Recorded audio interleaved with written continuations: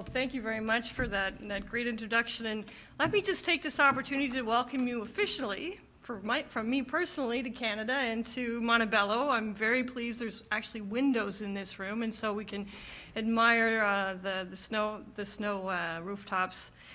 You know, this day is dedicated to talking about innovation and inclusive growth. And I'm so glad that there are many, many experts here in the room to discuss this with. So thank you for coming.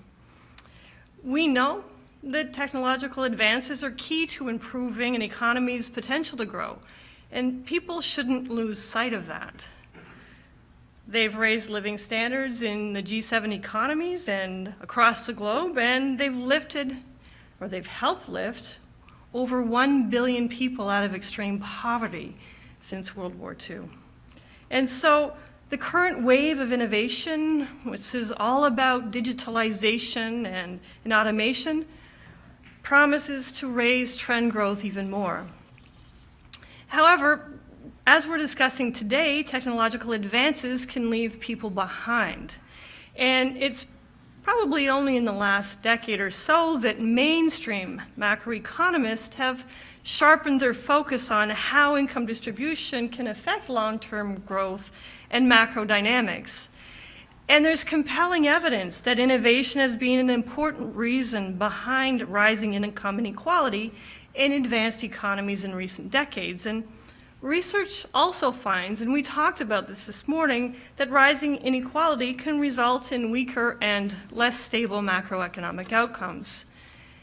This places us as policymakers at a crossroads. Do we choose to stay on the same road and repeat the past, or do we apply fresh thinking to policy and choose a new road where innovation delivers even stronger and more inclusive growth? It's the challenge that the G7 countries have set for themselves in 2018, and Canada is proud to lead the G7's work this year to better understand the issues so that we can set priorities for policy. Now, the context that we're working in actually matters a lot. The global economy is enjoying the most robust and synchronous growth that we've seen in about a decade. Businesses and consumers are feeling more confident. Yet, we know that many people are also anxious about what digitalization and automation might bring. They're worried about being left behind. And for workers in some industries like manufacturing, this might seem like old news. But for others, drivers, lawyers, investment advisors, many others, it's new. And by some estimates, close to half the tasks done by workers could already be automated by using current technology. And I think this anxiety has real costs. It's eroded trust in the framework for international cooperation in areas that have served us well. Trade policy is one, financial sector regulation is another. So as a way of spurring some discussion today, I thought I'd cover 3 points. The first is that technological progress will raise economic growth, although the channels through which it contributed to rising inequality in the past are still forces to be reckoned with. The second point is that it doesn't have to be this way. If we apply fresh thinking to some key areas, we can make policy choices that manage the side effects of innovation without stifling it. And finally, policymakers themselves need to dig into the technology to better understand what it can deliver and the underlying business incentives. The more we understand that, the better policy choices we're going to make. Quand on pense au progrès technologique et à la numérisation, il y a 3 constats qui devraient nous guider. D'abord, les avancées technologiques contribueront à une meilleure croissance économique. Mais les mécanismes par lesquels elles ont causé une hausse des inégalités dans le passé s'appliquent encore aujourd'hui. Ensuite, nous ne sommes pas démunis devant ce défi. Des politiques judicieuses nous aideront à stimuler l'innovation et à faire face à ces effets secondaires. À cet égard, je pense aux politiques qui développeront une main-d'œuvre qui est dotée des compétences pour les emplois du futur. Je pense également aux politiques qui favoriseraient la concurrence en limitant la puissance des monopoles. Enfin, les décideurs doivent eux-mêmes improviser la technologie. Mieux on le comprendra, plus apte on sera à faire des bons choix de politique. So technology has transformed our daily lives at an astonishing pace, and maybe that makes me sound old, but that's the way it feels to me anyway. Google isn't yet 20 years old, and who knew, at least I didn't 5 years ago, that people could make a small fortune as a professional video game player. And while parents have been worrying about the screen time of their kids, many professions, firefighters, surgeons, have been integrating video exercises into their training. I mean, let's remember, and I think we do remember, that per capita output has increased around 5 times in G7 countries since the early 1950s.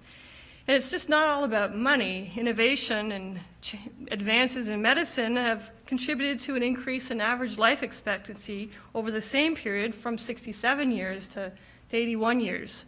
That's not bad. Yet recent voting behavior and public discourse makes it clear that many people question what's in it for them and their families when it comes to technology and globalization. A study here at home showed that the more pessimistic people were about technology, the more they're worried about their own prospects.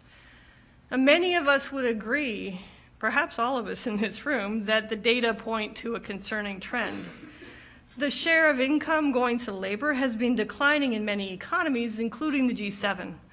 The share of income going to the top 1% has nearly doubled since 1980 in some of our countries, amounting to as much as 20%. We want to find a better road forward, so identifying the underlying issues is the right place to start.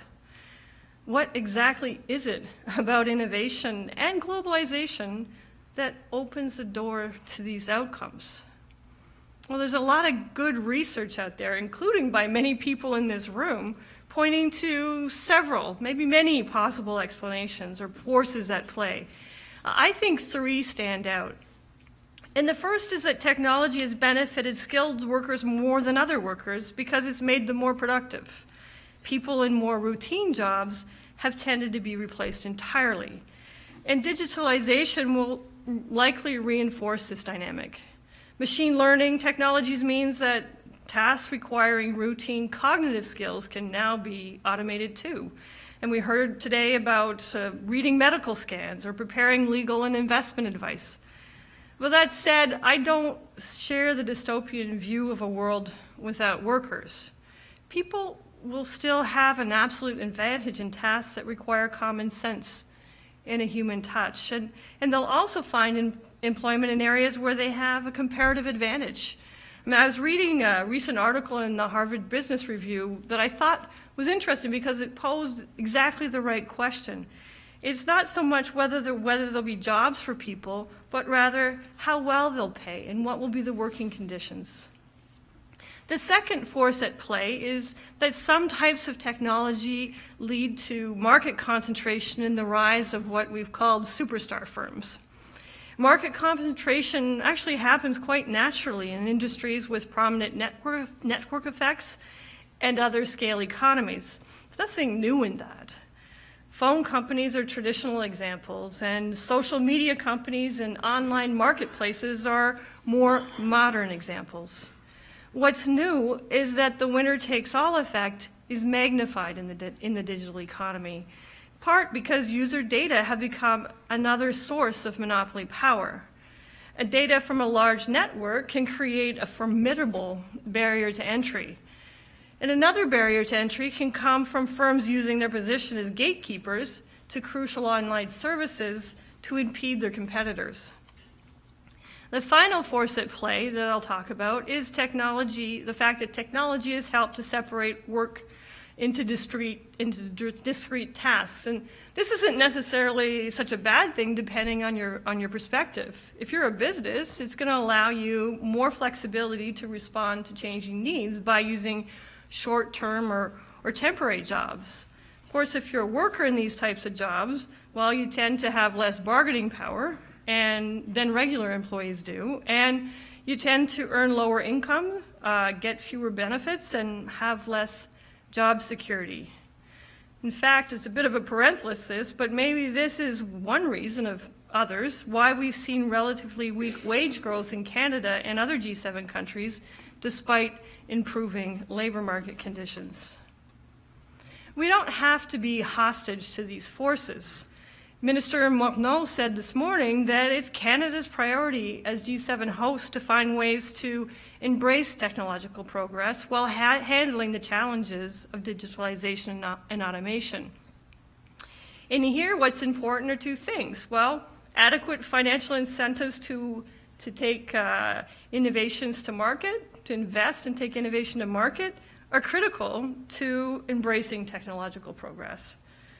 At the same time, adequate income and equality of opportunity are critical to handling the challenges of a digital economy. And of course, this can imply, these two objectives can imply trade-offs need to be made between the two objectives. And at the same time, there are different views about what adequate actually means in practice. And that's why it's the job of governments to make these important choices and not central banks. In any case, central banks don't have the mandate or the tools to directly influence the pace of technological progress or the distribution of income. But we do have a stake in supporting strong and sustainable growth. That's why we play an important advisory role. And there are many promising policy areas out there, too many to talk about today, but let me talk about a couple that I think should be higher up on our list. And that's developing skilled workers through inclusion and keeping market power in check. Now, developing a skilled workforce is about education, but it's also about training and continuous learning. And it's about reducing the barriers to participation in the workforce. And we know that the fields of STEM are an important part of the equation. Businesses in Canada are telling us that it's getting difficult. It's always been difficult, but it's getting even more difficult to find the right workers in these areas. And I imagine it's the same in your countries as well. But the obvious implication here is that we need to find better ways to make these fields of study more accessible and interesting to students, starting at a very early age. And we talked about a couple of areas where that could be important. So thinking about ideas that come up are relating to changing the focus from learning by rote to learning to how to learn, actually, which is an interesting concept, as well as how to deal with stress, how to improve your critical thinking. There's many things here that really imply a reinventing of education. I think improving our track record in terms of gender balance would add to the pool of STEM skills. That's going to need some new thinking as well. Well, we know as well that the on-the-job training and reskilling will become even more important because of the accelerating pace of change. I mean, even a recent grad may not have the exact skills needed to be a perfect match for the job, and an increasing number of mid-career employees may find that their skills have become obsolete and that retraining is needed. And as Governor Polotz has mentioned recently, others mentioned it this morning, we'll need a lot more engagement from businesses to tackle this issue.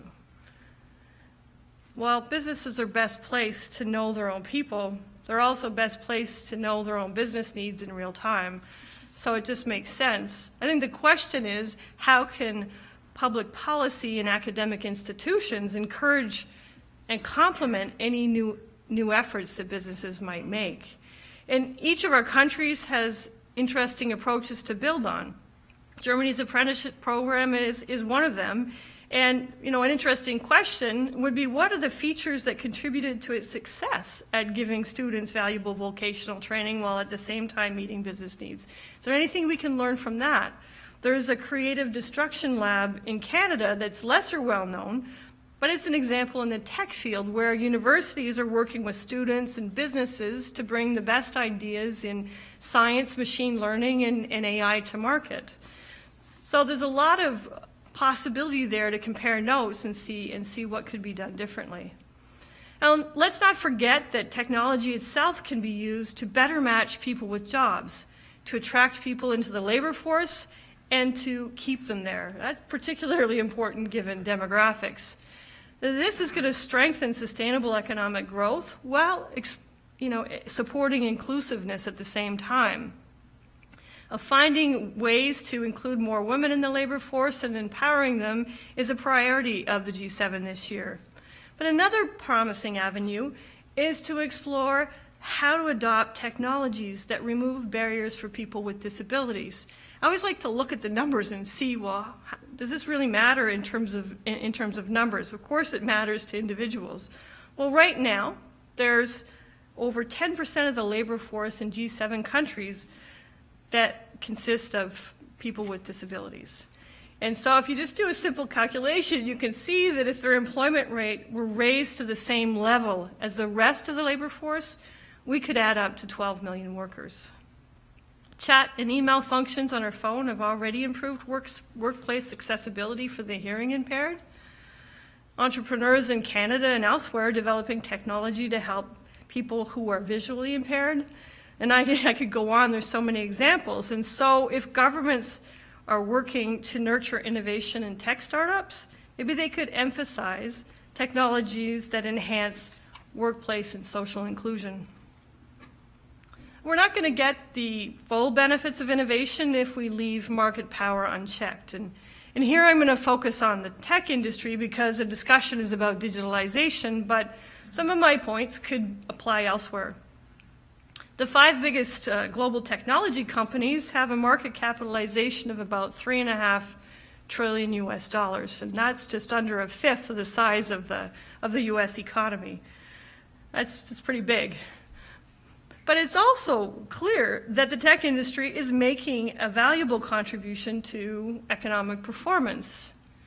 But that said, and you knew that said was coming, the size and the market dominance of some tech firms raise many of the usual concerns about the potential effects of monopoly power. Now, as I said earlier, a new source of market dominance relates to the data, where access and control of user data has a potential to make some firms virtually unassailable. They could drive out competition by combining their scale with innovative use of data to anticipate and meet evolving customer needs at a lower price and sometimes for free. And on the one hand, you say, well, what's wrong with that? That actually sounds like the benefits of innovation, and they are.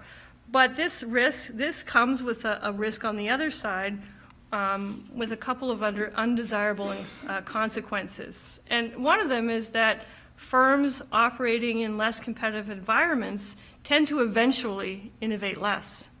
And we need the dynamism from firm entry and the contestability of markets to raise the trend line on growth as much as possible. The second is that the biggest firms may resort to monopoly pricing in the long run. And both of these factors, or these consequences, get in the way of more inclusive growth. And that's why we should prioritize the modernization of antitrust and competition policy, as well as the relevant legal frameworks. There are many unanswered questions here, especially about how to identify and remove barriers to entry. But a balanced approach is needed. If user data are an important source of monopoly rents in the digital age, how should we regulate who owns the data and how they're shared? Improving careful case-by-case assessments is one well-known and well-used option. Some other ideas that have been put out there relate to giving users control of their data, perhaps even having firms pay users for their data. Perhaps regulating tech firms more like, or tech platforms more like utilities. Intellectual property rights present similar issues in the sense that patents are a key way to protect the return on valuable research and development, and we need an incentive to invest. But they create as well barriers to entry that go in the other direction, and if you combine that with a faster pace of technological change, it does raise the question of whether or not we need to reflect and reinvent our approach there as well. So it's really good to see that competition authorities and others across G7 countries are looking at this issue. And there's a lot of scope here for international collaboration because of the ubiquity and the cross-border nature of digital services. Now, new technologies, I talked a lot about data, but there are other regulatory and legal questions. One example is the sheer complexity of algorithms used in data analytics that makes them more difficult to interpret, to audit, or to govern. And in some cases, it's been found that algorithmic pricing could lead to tacit collusion. And so this is just perhaps a version of price fixing without the quiet glass of scotch between commercial rivals. But even if it were identified, tacit collusion might not meet some current legal definitions of collusion. And then there's the question of how to manage risks that concentration in digital services pose for the financial system. At top of mind for me are the growing operational risks, including the cyber risks, from a very concentrated set of third-party service providers that our financial institutions use, cloud services or data aggregators. Well, how concerned should we be about these third parties, given they typically fall outside the current regulatory perimeter? This is another question that would benefit from concerted attention at the international level. This brings me to my final point, and that's that policymakers really need to dig in and be proactive. I mean, good policy decisions can only come with a clear understanding of the new technologies and what they can deliver, as well as the related underlying business incentives. Just let me give you some examples from my own backyard. At the Bank of Canada, we're focused on understanding how digitalization and automation are affecting the economy and the financial system. For example, as non-traditional pricing models become more prevalent, we need to best think about how to best measure inflation. We could ask the same question about productivity or output. We're looking at how digitalization might be affecting labor markets, the transmission of monetary policy. And we're looking at how a digital marketplace might change how domestic pressures in inflation are generated. So our researchers are also studying emerging technologies in financial services because we want to understand how the ecosystem is evolving and hopefully spot new risks as they emerge. We've agreed that the workforce needs to have the right skills for the digital economy, but so do public policymakers. The Bank of Canada has several irons in the fire that take a learning by doing approach. I'm going to call it that. And one example is the work that staff is doing to apply machine learning and techniques like distant reading to analyze vast amounts of unstructured information. And the goals here are really simple. We want to increase the range and depth of skills of our staff. We want to produce better forecasts. And we want to reduce the uncertainty that we face when we take policy decisions. We're also working on how to use machine learning applications to increase efficiencies and manage risks in our own business, in our own operations. And I know the institutions that are represented in this room are also undertaking very interesting examples. So we should be open to more diverse perspectives and expertise. Work more often with the private sector, and especially the experts in the private sector, and take manageable risks. Now, the Bank of England and the Monetary Authority of Singapore are leaders in exploring fintech with the private sector. And it was mentioned earlier in the introduction, the Bank of Canada has some interesting experiments at play right now. We've got one with the TMX Group and Payments Canada that's building a delivery versus payment system for securities. And our experience with these partnerships so far is that we can harness deep subject matter and business expertise. We can define realistic yet ambitious goals, and we can make faster progress than if we were working alone. And it's really good to see that G7 central banks, among others, have already been comparing notes on our work in these areas. So it's time to conclude. I don't need to convince you that the digital economy is a promising way to raise trend growth and overall living standards. We can't be satisfied, though, if some of the potential gains are left on the table because people are left behind or because markets are virtually uncontestable. It doesn't have to be this way if we choose a road for policy that effectively manages the downsides of innovation without stifling it. Of all the areas that look promising where we could develop and implement a better strategy, here's my top 3. Develop a dynamic workforce with the skills to match the jobs and encourage more labor force participation. Keep market power in check, particularly the power that comes from the control of consumer data. Manage the growing operational risks associated with digital services that are provided by a concentrated set of firms to systemically important financial institutions. We're going to need to judge wisely when it's best to use public policy tools to manage the risks and when it's best to let private enterprise work its magic. We'll need to work together and in the field to inform these judgments. But I'm confident that the G7 will show leadership and will build with the private sector a shared sense of responsibility for the future. Thank you.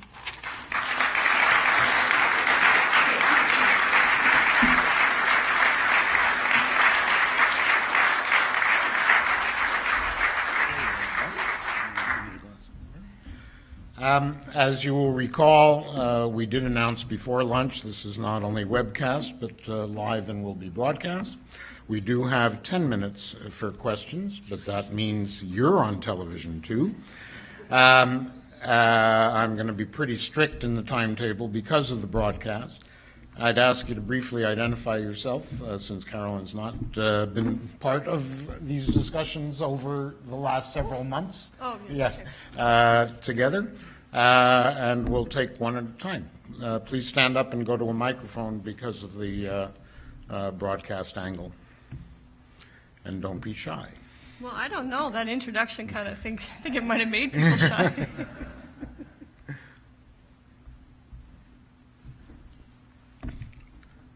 David. Yeah. David Lipton from the International Monetary Fund. Carolyn, that was a great talk. You spoke both about the opportunities from the new technology, but also about the disruptive effects and creative destruction. I wonder if there are a couple of examples of things Canada's doing to promote inclusion and to deal with these disruptions that you think might be of interest to the G7 as they go forward this year and work together, and that would be of interest as well to all of our member countries. There's a number of areas. The representatives of the federal government in the room would be better placed than me, but let me just mention a couple of things that the minister this morning mentioned and that the government has been working on.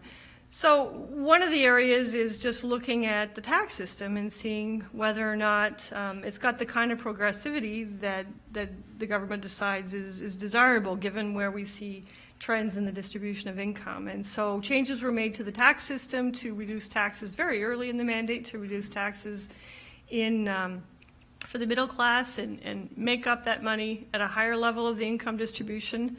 Another area that they've been working on isn't focused in the first instance on distribution. It's focused on raising that trend line for growth, so increasing potential.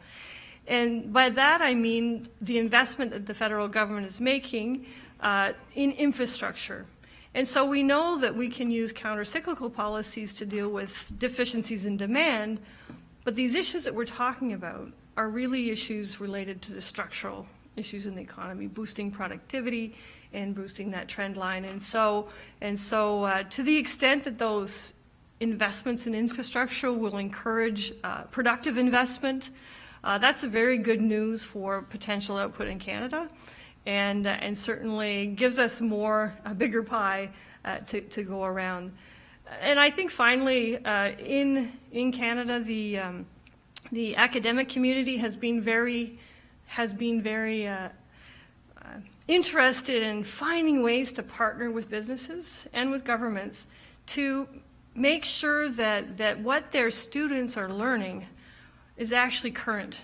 And I did mention the Creative Destruction Lab, and I'm talking about it. We've got Tiff Macklem here who knows more about it than anybody in the room. But But where that happens is I think it helps innovative firms grow because of the interaction they have in that forum, but it also gives students work opportunities, learning opportunities to figure out what does it mean to be entrepreneurial, what does it mean to actually take a business idea to market and monetize it. And I think that's the kind of thinking in some areas that's very valuable in terms of switching our education. And I think finally, the point that's been made by the governor related to work that businesses can undertake to be more active in training their own, and there's been some work done there.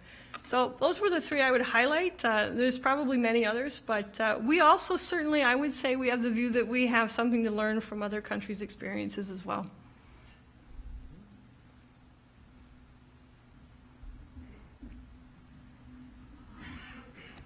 Well, Carolyn, thank you for excellent remarks, and obviously particularly interested in your comments around education and the importance that plays. I wanted to come back to your third theme, the idea that policymakers themselves need to dive into technology and leverage technology. And I would share your view, there are tremendous opportunities here. I'm wondering if you could say a couple words about, what are some of the things the Bank of Canada are doing in this space that Canadians would see? Well, it's interesting because we are working very hard on wholesale payment systems. And in fact, those are things that Canadians actually don't see because they work so well. So in fact, we hope that they don't see it, because the only way they would is if there was a problem. But I think what they would see eventually over time is the fact that, I believe this idea that you can't do this alone, and the idea that you can stay with your academic institutions in your offices reading journal articles and fix this problem. I just don't think it works like that. Maybe it never did, but it certainly doesn't today. And so what I hope Canadians will see is the results in terms of better public policy advice and better policy decisions. One thing they might end up seeing over time in our annual reports are reports about efficiency gains that we've made in our own operations, where we've applied machine learning and artificial intelligence kind of applications that would allow us to do what we do today, but more efficiently or by better management of our risks. I hope also what they'll see from our investments on the economic side in our projection models is smaller forecast errors, and I already think that our policy decisions are pretty good, but maybe less uncertainty. Of course, I'm going to say that. We've got Governor Polot smiling, but that we would also see less uncertainty around those decisions because we have better information that we can actually use.